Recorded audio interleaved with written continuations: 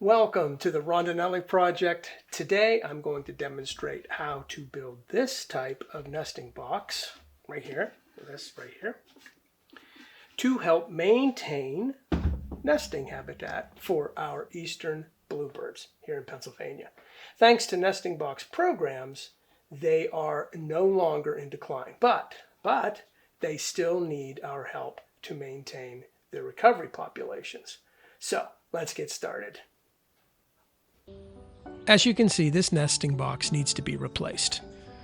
I've got a male coming and a female, which most likely means they're probably going to nest here, as long as I can keep the house sparrows away from overtaking the box. That's a real problem. They're an invasive species.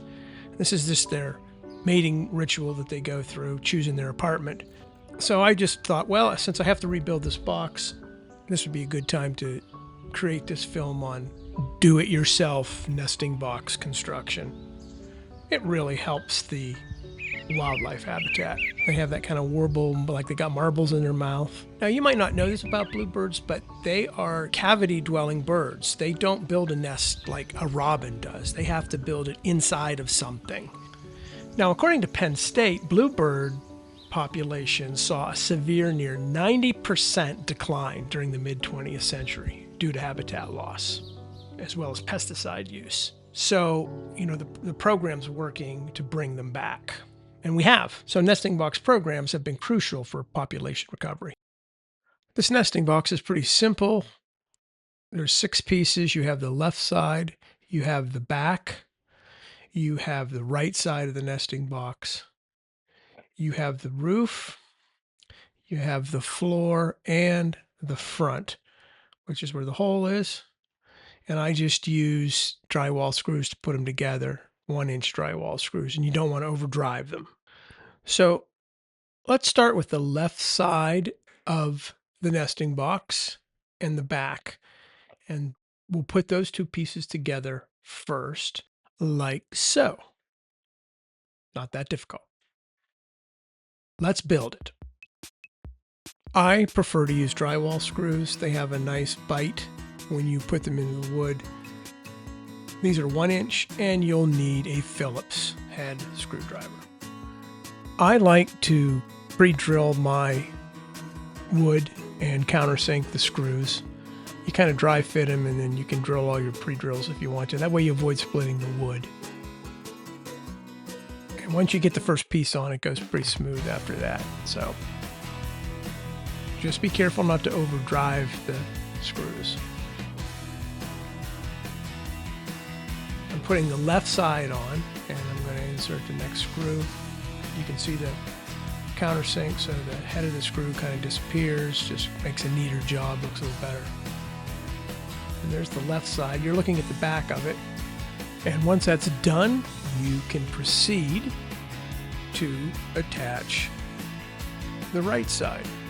Now, the right side is the door that opens up on the side, so you can clean out the nesting box when you need to at the beginning of the year or during the breeding season. There's only 1 screw that gets attached to that back, and I'll explain that adjustment a little later. Now that I have both sides attached, the left and the right, with the swinging door, I am ready to put the front on. And that's the piece with the hole. And by the way, that hole has to be 1.5 inches. It keeps the bigger predators out of the nesting box. And when I say predator, I'm referring to bigger birds. Now, unfortunately, smaller birds get in, such as house sparrows. Matter of fact, that's a real problem. They will drive the bluebirds away if you let the house sparrows get in there, because they're smaller birds. They love to go in these things. But I try to shoo them away and keep the bluebirds in there. So I'm attaching all these screws, and there's something really important here I want to show you at the top section of the front plate there above the hole. So I'm going to freeze frame it right there. And the reason I did that, I wanted to show you that the angle of the roof continues down across the front. which means you have to cut about a 2-degree miter on that top piece. Now, if you're not real good at woodworking, don't panic. You know, there can be gaps and cracks. It doesn't have to be perfect, but I just thought I'd explain that. And this shows the clean out door, how it swings open.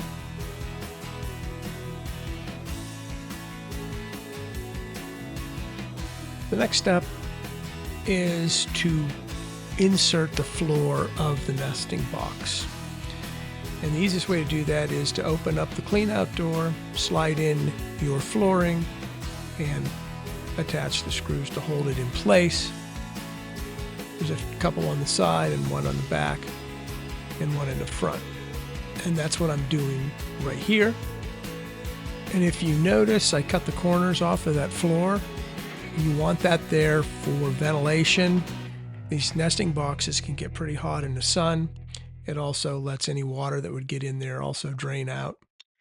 They really stuff them full when they start building nests, so it'll fill in, but that helps keep the nesting box cool. And then putting the screws in the back. And to create those angles, I just measure about 7/8 of an inch down each right angle, and then just cut the corner off. It comes out to about 1 inch. It's just about 1 inch across on each corner cut off. And now you're ready to attach the roof. The roof too has an angle cut in the back, and it has you don't need the angle cut in the front. It just looks neater if you do, but you have to match that angle in the back. And once again, that angle matches this left and right side slope, and it lets that roof piece fit tight against the back of the nesting box. And to create that angle on the sides, you cut 1 inch off one side and then not on the back side. And when you cut that, when you draw a line to that, it creates the two side pieces that have the angle for the roof. I didn't explain that very well. But if you look at it, you'll see what I'm talking about. I probably should redo that. So I will, I'll put the rest of these screws in. We'll speed this up, and I'll do a little better job of explaining what I was trying to tell you, because it's a lot easier than what I was telling you. So let's stop it right here for a sec. The red triangle shows you what I had to cut out of both left and right sides of the nesting box to create the slope of the roof. The blue line shows the angle of the roof against the back of the nesting box, and that's what I was trying to explain to you. So anyway, I'm going to put the remaining 2 screws in to the floor, and the nesting box is done. With the exception of adjusting the door because it's a little loose. And here's how you do that. You take 2 screwdrivers and you put one in the front top right screw, like so, and then you take one on the back side and you just tighten both of those up. And what that actually does is it moves the door to the left or the right slightly so that it doesn't rub against the back or the front. Just taking and tightening them one at a time does not work well. If you use 2 screwdrivers, you can move it left or right just slightly. That's why I'm using 2 screwdrivers. One thing that I forgot to do that I want to show you is how to lock the clean out door and to keep predators out, because cats will push that door open and get the birds. That's happened before.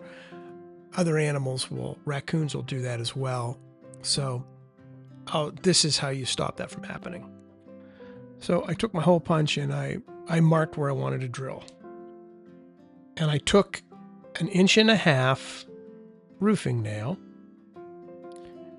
and drilled a hole simply to insert the roofing nail, which creates the lock. It'll keep animals from opening up the door, but you can easily take it out in order to open the door. It's pretty simple, but it works.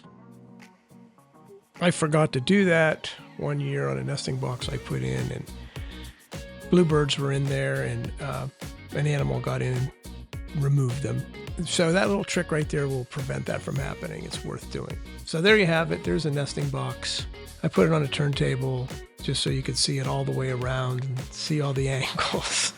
And it looks complicated, but it's really not that bad. It takes approximately 53 inches of a board to create one nesting box.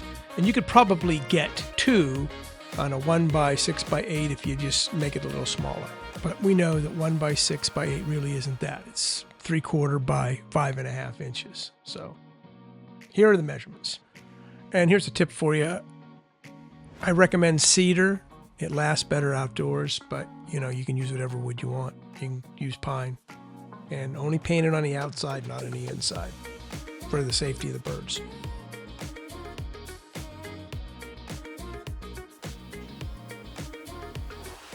If you are interested in more information about helping bluebirds in PA, I recommend contacting the Bluebird Society of Pennsylvania at www.tbp.org.